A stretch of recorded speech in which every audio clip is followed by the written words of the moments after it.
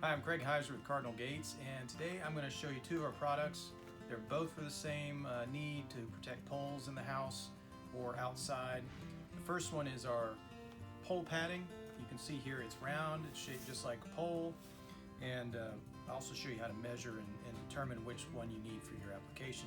This one's great for chain link fence posts, smaller, say lolly posts in the house or structural posts in your basement. The two key things to remember are diameter and circumference. So diameter is this measurement inside. So this goes out to about 2 1/8 of an inch. So if your post measuring it this way is 2 1/8 or under, this is a great solution for you. The way this works is there's a slit here that you would just open up with a knife, slip this around the post, and then it ships with cable ties, and you would use that to finally secure it to the post in the house. This can also be used outside because it has this nice vinyl covering that is very strong and secure.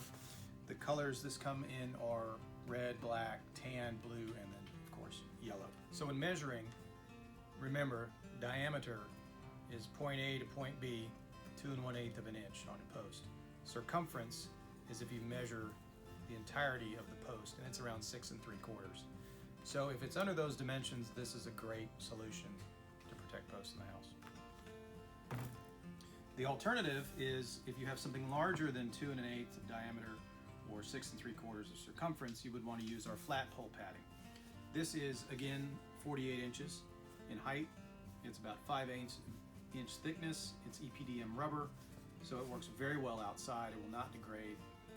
And again, the way this would fit is by simply wrapping it around the post and then securing it with cable ties. And if it's a very large post, you can take 2 cable ties, connect them, and then use that as one large cable tie. The colors of this are red, black, and yellow. And again, if it's over, say 2 1/8 diameter, you're going to want to step up to the larger one. Now, cutting both of these, it's pretty simple. The best way, say, to cut the pole padding is if you have a metal hacksaw in the house because it has a very fine tooth blade. And if you have a miter box, just put that in there and then just slowly work, and that will cut straight through it. If you don't have a hacksaw, you can use any kind of powered miter saw that you would use for lumber. That'll cut it easily. And if you don't have any of those, you could use either a bread knife or a fillet knife and just slowly work through it, and that'll cut it nicely as well. For this material, obviously you can't cut it on with a hacksaw or a miter box because it's too big. You would mark where you want it, probably with a Sharpie or pencil or anything like that.